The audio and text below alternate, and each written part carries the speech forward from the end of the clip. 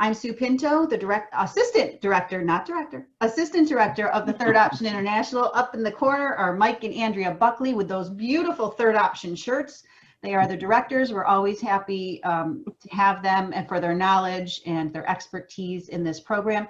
And we are thrilled to be stepping into Oregon today with Moy Soriano and Angela Schwindt. Did I say that correctly, Angela? Did. Perfect. They are from, they have a program, Third Option, in, at Friends of the Family. So Moy and Angela, thanks so much for joining us. We're really happy to see you. It's awesome to be here. Thank you for inviting us and being part of this. Yes. Good. We're thrilled. So, you know, we like to kind of start our conversations just kind of giving an idea of the history. So, you know, in your case, Moy, how did the Third Option come across your desk and how did you get involved? And same thing with Angela, you know, what brought you into this program to have this program? Can you kind of give us a history? I'm gonna defer to Angela because I'm coming in afterwards. So Angela, go ahead and just share what that looked like way back in the good old days. Sure. Actually, it goes way back to when Dave Jackson was the director of MarriageWorks Family Matters, and that was 10 years ago. And he had taken the curriculum and really wanted to do the Third Option for quite a while, and was hesitant because it was a big project. He knew that once he did it, he wouldn't want to quit, and that was true. And 10 years later, he's still going. So he developed the program, started the program, and then a couple years into it, he became the executive director of Friends of the Family. So the program came with him. He actually combined the two organizations into one, and the Third Option continued.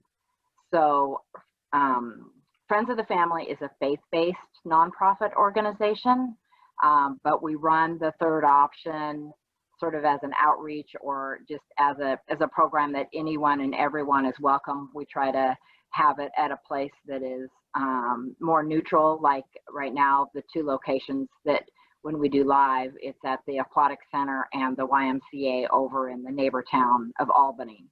So in Corvallis, where he started the program, he got a couple leadership people to join in on him. Hey, will you come and be a mentor couple with me? Yes, yes. So he started the program, and it grew, and then it kind of tapered off, and then it kind of got momentum again. And pretty soon we had enough leadership couples, people that had been through the program a couple of times and really wanted to invest, that my husband and I, who were a mentor couple at the time, said, hey, we'd give it a shot. We'd become the facilitators. And so we split off and took a couple of the leadership couples with us to the next town over, Albany. So that's, 12 miles away or whatever. So we meet there at the YMCA. So that was going pretty strong. We meet twice a month. And we meet the first and third, Wednesday in Corvallis, the first and third Thursday in Albany. When the pandemic hit and those places closed their doors, we immediately went to Zoom. And by immediately, we missed one. So we got it up and going and we went to Zoom. And just in this last week, we've decided that because of Zoom and because of some leadership changes and numbers dropping a little on the Zoom, we're combining both of the programs into one while it's online. And then when we go back, we may keep one online, depending on if we have couples from out of state or out of town or people that can't make it to the live version. In a nutshell, yeah, when I started as a program director here, which is a new position to Friends of the Family, by the way, as of last year, I'm coming up on a year anniversary. This was one of the programs that was the strongest. It was going really strong. There was tremendous participation. There was a little bit of discouragement in the new launch, which was in Albany, but it started getting momentum and traction, and we started to see our numbers grow over there. And since that program was really strong, I really didn't get that involved in that program at first. When COVID hit, I really thought, okay, I really want to dig in and see how we could strengthen this program in this crazy novel virus named COVID-19. So anyway, I jumped in and started facilitating the Zoom part of it. And since then, I've grown quite a bit in the program. I've taken the book, I laid it all out. We have that big old book. Big white. The big white manual. Yeah, there you go. There it is. And I've laid it out on our conference table, and I've like studied it and torn it apart, put it back together a couple times, and used the whiteboard and just really digging into understanding it. So for me, I feel like a newbie, but at the same time, I feel very passionate about this and seeing how lives are being touched, marriages specifically are being touched. You know, like Angela, like you said, you know, it was like immediately you went right onto Zoom. And that was a difficult task, I bet. And that's what a lot of programs tried to do, or maybe some didn't. And I'm aware, I think, of some that, you know, couldn't do it. Can you talk about some of those challenges and, you know, getting it onto Zoom, and then that drop off of some of the couples? Did you find anything that really worked, that was a challenge, that, you know, some of your best practices with the Zoom? Yeah, well, thank goodness for Moy. Moy's the one that really got that going. So actually, do you want to answer this one, Moy? Yeah, I want to say something that preceded the COVID in order for us to transition into the COVID was the strong leadership. So Dave Jackson, the executive director, has built a very, very strong and close community with the leadership. So obviously we know as the leaders go, there goes those who follow them, right? So since the leadership was so committed and so united, when this transition happened, in that transition, they were able to lead, we could say we were able to lead those, most of them, into this awkward Zoom, having to fumble with, where's my, can you see my screen? Okay, I'm gonna share another one, you know, all the share screen stuff. And Or hey, a phone ring. or hearing phone rings, kids screaming in the background. but I think I would attribute that, first of all, to that. And then also is there's like this sense of, we're not gonna take this sitting down. We're gonna stand up. Yeah, the program was running well. Everything was fine, and it wasn't like on autopilot, but things were falling into place. Good leadership does that, and I'm talking about Dave Jackson in this. So then when this happened, everybody like stood up. You can just get that picture of like something's up, so you need to stand up. And that standing up attitude, attending to it by everybody made a huge difference in that transition. Is there anything you'd like to add to that, Angela? We did have one couple that was like, no Zoom, no, that's too much. And they had a lot going on in their lives, and they had almost a crisis point in their life. And so they needed to bow out and deal with some other things. And at the end of that kind of calming down, they said, we're going to retire. So I think that the Zoom actually sort of allowed them, after 10 years of serving as a leadership couple, the entire, from the beginning, to say, you know what, there's some good leaders going here, you guys got this, and we're going to bow out. We do miss them, and if it, and I don't know if we would have lost them without Zoom or not, but it right. Definitely kind of made it easier for them, I think, in some ways, which is kind of nice. But everybody else is kind of like, we're in, but we don't really know what to do. And I think Moy really took up the reins on that and said, okay, well, this is what we like. They immediately got me a new laptop, and they immediately bought some light things and some mic things, whatever it took to get everybody set up, and so that we could do it out of our house, and they could do it, and Dave could do it out of his house. So it's been good. We have a technical person for each Zoom meeting, which I think is super important. Yeah, really important. Yeah, I'm still waiting for Mike and Andrea to get me a hair and makeup person, but it's just not flying. I will not do it. I don't know what the problem is. You don't need it, Sue. Shush. I'd like to say one thing. Maybe this will fit in another part of our conversation. one thing that we noticed and that now we have on the agenda for how will we develop this, and that is when we went to Zoom, we realized more people were able to participate that probably would not have participated otherwise. Means that they have kids, they can put them in the room. You know, we have one that comes with the baby. The baby is on screen. You know, we see the baby, but they're able to be there because when they're not talking, you know, it's on mute. So I thought that was, wow, I hadn't anticipated that. And then when it happened, we were like, wow, one of the things that we do is we have um, a fifth Wednesday from time to time. I think it's like 3 or 4 times a year that happens.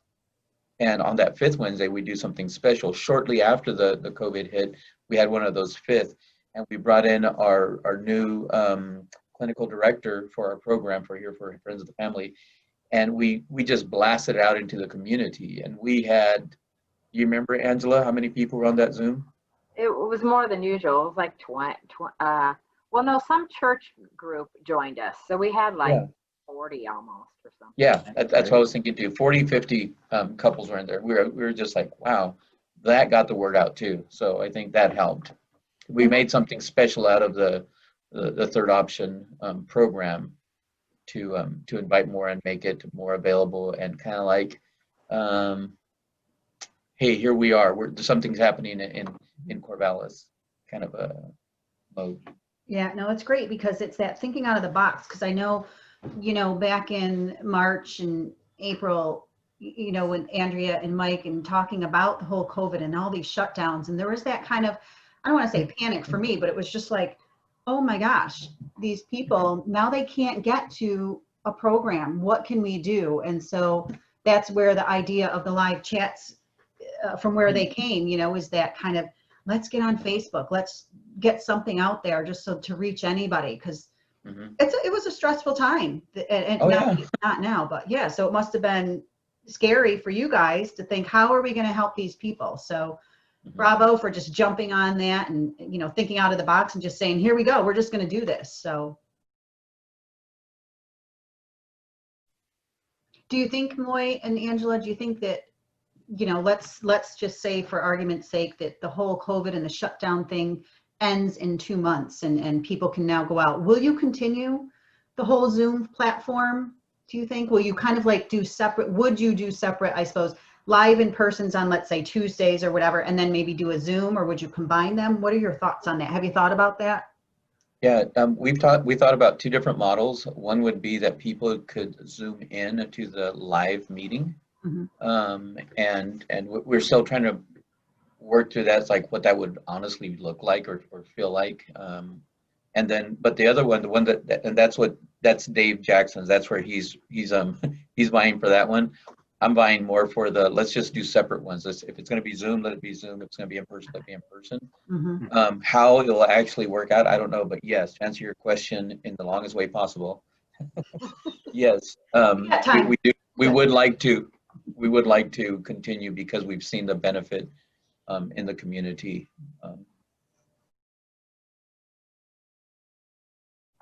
I got a question for Angela. When you combined Albany with Corvallis, are some people perhaps stuck in the fact that they like sharing in that separate group and they don't want to open it up to the world a little bit?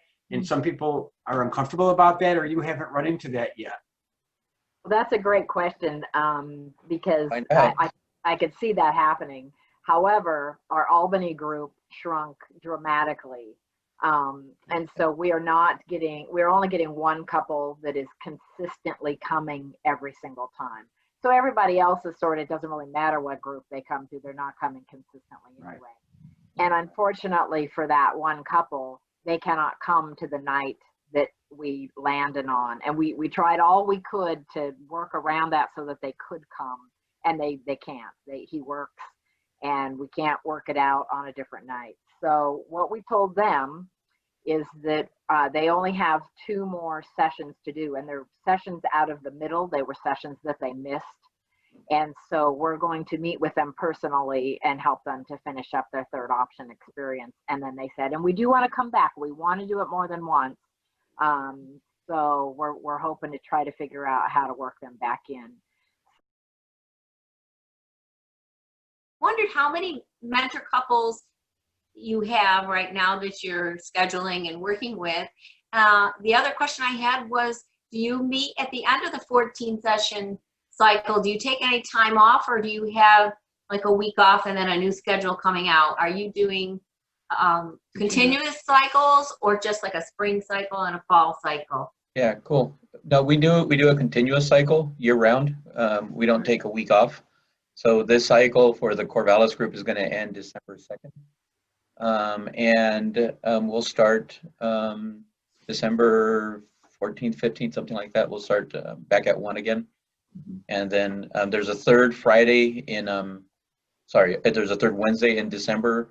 We either going to do a special subject that night, or we might take it off because it's between Christmas and holidays. But yeah, we go continuously around the clock. So to the new couples, or the couples that go, there's no beginning and there's no end. It just keeps going. Right, and I think I missed answering one of your questions, and that is how many couples we had. We had 7. 3 of them just recently stepped off. One, the couple that Angela was talking about, that has been at it for 10 years. They've decided to retire, so to speak. Another couple is in transition with jobs. Another couple is what's going on with their life? I'm not sure who you're talking about. Oh no, so there was 6 couples. There was 6 couples, not 7. Okay, Great. so Hey, Moy, that's Angela. Angela, that's Moy. You two met each other, or what? At one time, we did have one other mentor couple that took a leave, and they haven't been back. But their lives got too crazy, I guess. But yeah, so we have 4. So right now we have 4 active. Right. And it was 2 at each location, 2 at each Zoom. And so now we'll be back to 4. And 4 is a lot because, you know, they've been through the program enough. They have a lot to say. You do. So, Yeah, and they know after being through it for 10 years, you've been together working for quite a while, right? yeah, and we also try to meet once per quarter, just the leadership. We have a dinner together and just share our stories and encourage and sign up for who's going to share on what The next night. cycle. I Yeah. think the Exactly. schedule- That's exactly the model that we had for many years. Cool. Well, until we retired and turned it over. yeah. And at one point, we started with 3 couples, and the original 3 couples were still presenting as team couples until Mike retired. So I'd say 12, 13 years together. And we grew, I think the most we had were 11 couples. So we had enough backup for scheduling, and it got where you only maybe had to do it twice in the cycle. And at the end of the cycle, by our planning, it was a couple that came up to us maybe year 5 or 6 in the program and said, "We just came in on talk number 10. You can't take a break now. What are we gonna do? Can you have this? Can you still have this so we can come?" So we had never thought about it. We said to each other, "Well, I guess we'll ask the teams and see if they'll give up their summer to do it." Sure enough, they said yes, they would. And we saw our numbers double by having it continually, and it stayed that way until we retired. They came, we would break at the end of the cycle. The next week we'd have a pizza party, invite all the teams, anybody we thought that might be interested in being a team, we invited them to.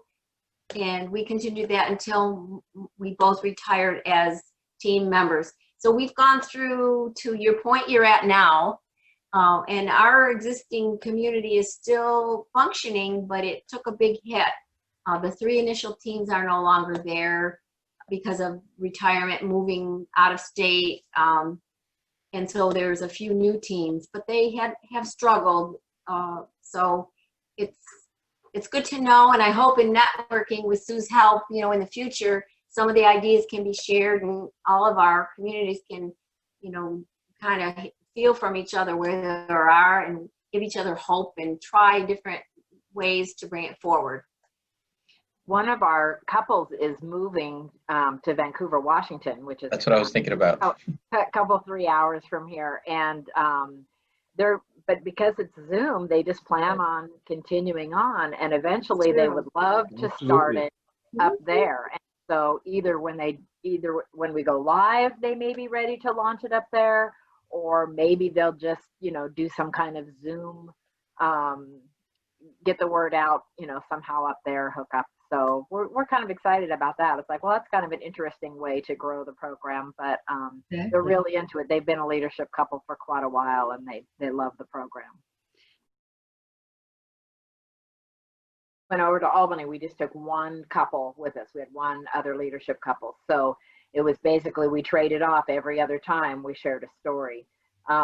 Now we both had a certain number of stories stored up from when we had been in the Corvallis group. So it wasn't like trying to write one every time, but when the third couple came along, and it was a couple that had also been in Corvallis, and they just got to the point where they said, hey, this has meant so much to us. The third option was part of our healing and our marriage. They had a very broken marriage that involved alcohol and an affair, and they were recovering and thriving, and no longer involved with alcohol, and so they came back strong, and they have this amazing marriage now. And they credit the third option with a good portion of that comeback. And so they want to give back. They really want to give back. And they told their testimony last night at TTO. And, it's really amazing. It's like you hear their story and you think, if they can do it, anybody can do it. Anybody can have a good marriage after, no matter what. And so they came over to Albany then because they really wanted in. So it's been sort of organic in that way, that it's like the people that have gone through it if they go through it once and then they're starting through it again, we keep our eye on it. Moy's working very intentionally on this. It's like, we need to reach out. We need to talk to these people. We need to nurture them in their growth, not only for their marriage, but, to encourage them to participate if that's where they're led. And so that part's right now working very well. Moy? Yeah, what I wanted to say is when we did our survey once a year, we survey our programs. We just started that this past year. And when we surveyed the leaders of this program, we asked them, why is it that you're doing this? Because that kind of gives us a thread to kind of find out why people are wanting to step up to be leaders. And here's what we found out. One of the couples said that they believe they feel like that's their calling in life, like God's given them that calling to be there. Two of them, it was really important for them to give back to where they have received in TTO, so that's where they wanted to give back. They really want to impact marriages, help the next generation. So these are some of the answers that were given. So as we looked at the leadership and how are we going to start recruiting more, those are some of the reasons that would stir people up as far as their responses to this survey that we send out to the leaders. And then another thing that we're doing is, okay, what is our, like, being diligent, not just seeing what happens, but like being more proactive and trying to raise up leaders. What should we do in order to raise up leaders? So we came up with a plan that if a couple goes through the 14 sessions, that you could see faithfulness in them. There's persistence or faithfulness, because one of the things that you want to see in a leader is that they're fast, faithful, available, servant-hearted, and teachable. So if they're faithful and they're wanting to get this, to complete this, then that's already a characteristic that you want to see in leaders. And then other things that we would do if they go through that is then ask them if they would share a story. And then from there, ask them if they'd like to do some orientation, and just kind of start easing them into it without, some hardcore bam, bam, you're a leader, but ease them into it. And then, what's that? A little soft shoe. I like that. Little soft selling. Yeah, and then and then see where they're at if they really want to commit to being a leader, which is right. You're right. It's a big commitment. It's no small thing. Right, right. Right. But valuable. And Mike and Andrea, I know you've had the same thing, and it sounds like you have had the same format with Moy and Angela. And I remember we'd go to Pizza Hut and we'd have our gathering and we'd all talk and we'd, okay, who wants to do this chat and all that stuff. And it is nice. It is part of a community. And on top of that, you know that you are making a difference for people, which really is a mission in that. I would say that the teaching part of it, the facilitators, do not share it with the faith-based mentality as far as how they present it. But anybody who wants to share, whether it's the story that's being shared or somebody who wants to pipe up about whatever the question or the interaction is, and they have faith in their lingo or what they're saying, then everybody's entitled to share how they want to share. We won't put a clamp on that. I don't know if you want to share more on We that. agree with that approach, Moy, because some of the most powerful faith influences have come from couples that are just sharing out there. And I'll tell you, every person listens, a pin you can hear, because it's so powerful when people do share that, and it's so emotional for them. Huge impact.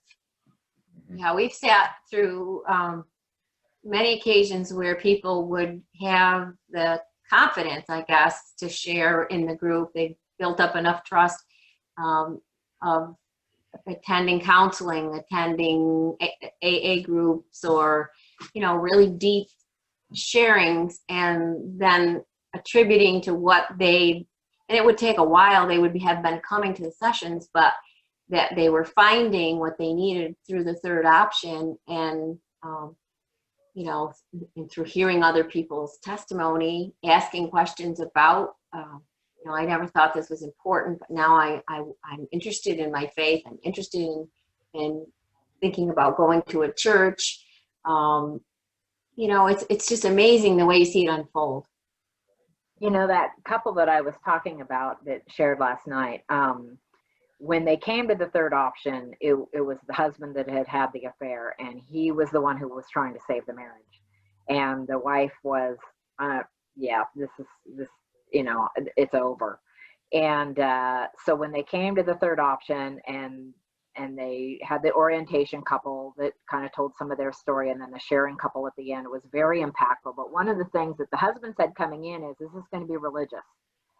And they assured him no, that, there might be some sharing from people, but that the curriculum itself was not going to be religious. And he was like, okay, then I'll go ahead and come. And she was more like, yeah, I don't even want to be here. But they decided they would sign that contract and stand on the line of reconciliation, and that they would come for 6 months, and that she would not, proceed with any separation. So they decided that. And the impact story that night was from a couple who shared their faith, and probably, I don't know the exact story that they were sharing that night, but it could have been how he came to faith, and how that impacted their marriage. Yeah. And so now this man that was an alcoholic and had an affair and was trying to save his marriage, then he came to Christ and he gave up the alcohol. And even though the curriculum was not religious, there was part of their story. Yeah, That's great. That's and really all of our that's listeners are good. Christians right now. Yeah. I don't know that a couple would come up. I don't know how that would work if a couple wasn't Christian-based faith, but I think it would actually be okay. If they were okay, we'd be okay, as long as, they understand that when we get together, we are going to talk about our faith. Yeah. I would say that one thing that we're doing and that you've helped me with is creating a certificate to recognize those who have completed. It's something that we haven't done, and we're ordering these little booklets, 14 sessions for them to stamp it every time they complete one of them. And then from there, once they complete all 14, then they get a certificate and a hoopla in our gathering. So I don't know if you guys have done that, if anybody out there has done it. We just created ours. And you probably can't see it very well, but right there, that's what it looks like. Yeah, Nice. Yeah, and just that moment of recognition of like, wow, this speaks volumes of what you guys think about marriage, and we want to recognize and affirm that in you. So we want to bring you up in the front of the class, and we just want to recognize you with I don't know, cupcakes. I want to get to kind of to wrap up our conversation, unless there was something else, but I want to get to, and I'm really slow at this, Moy. I don't want to hear any criticisms. No. I want to get to just some of the, what are they, slides? So putting up some of the information about your program so that, of course, if there's any communities out there that, you know, are like, oh, hey, what Moy and Angela said, I want to talk to them about how they solved this. Here's information, you can contact them. And of course, if there's any couples out there who are interested in attending the Third Option program with Friends of the Family, then here is that information as well to contact. So I want to make sure we get that. There is a suggested donation of $5, and that is, the program is free, but in suggested donations, they are suggested, just that. You know, if you can, fabulous. They help with maybe just putting out snacks during break or coffee or maybe some administrative things, I'm thinking. Does that sound about right, Moy? Yes. Yes. So for the administrative in-office work. In-office work, exactly. So, but it is free to any couple. You can go. If you can't afford, that's the beauty. You are welcome anytime. So, and of course, with virtual, there's no donation at this point. You can, if you did want to donate something, you can obviously contact Moy or Angela. Right now, your in-person has not yet resumed. You do have virtual, and you have a Facebook page, from what I understand, correct? So right. We just want to put out our final thoughts. We do this at the end of every chat. It's just that, you know, we'd love to hear from anybody, people within communities, coordinators, facilitators. We'd love to highlight any other active programs. If you want to have a live Facebook chat or be part of our live chat series, we'd love that. So please feel free to contact myself, Mike, or Andrea, or all three of us. It's all good. So again, any of these chats will be on Facebook and also our YouTube channel. So please feel free to subscribe to those. All of our initial live chat series, which is going over each topic, are all there, as well as our new live chat series, speaking with coordinators and program directors, will be there. Please check those out. And we are, you know, just thrilled to have connected up with Moy and Angela. Thank you so much. We're so thrilled that your program is going strong. You have strong leadership, and really you've made a commitment. And I know this has been Mike and Andrea's passion and you know, love is this program, and we're thrilled to see how it's continuing. So thank you. Thank you for the opportunity to meet both of you and learn. This Zoom, it just excites me. I mean, we're old people here, but you know, it's exciting when you can see the technology working for so much good, to be able to see people's faces, talk to them as if you were having a meeting with them instead of through a barrage of emails and all of that. So I hope going forward is just the start of creating an environment that we can all benefit from and exchange, and it'll all be for the well-being of couples, more couples being able to be helped, and more programs like this. So thank you so much, and we hope to be and say hi to Dave Jackson for us. I haven't talked to Dave in a few years, so just say hello from us. And you know, we wish you well. We'll pray for you and your community. Thank you. And the challenges that we all face, so that Third Option can continue to help the couples that they do. It's been good for our marriage. I know it's been great for Randy and Sue, and I'm sure in your situations, it's been beneficial as well. So keep it up. We appreciate what you're doing. Thank you. Yeah. And we want to say, support. What's that? I said, thanks for the great support. Yeah, that's what I was going to say. I was just saying thank you for your faithfulness. Your faithfulness had made it possible for this to continue. So Good. Well, we're like you. There's that saying that says, we're not able, we're just available. We Andrea, stumble. And the other one we thought say she- is, the other one we say is love isn't love till you give it away. So that's what we try to do as well. So Exactly. Thank And you so Andrea much. thought she was going to retire, but I'm not letting her go yet. So There you go. yeah, we're holding Yeah. on. Well, thank you again for joining us, everyone, and keep well.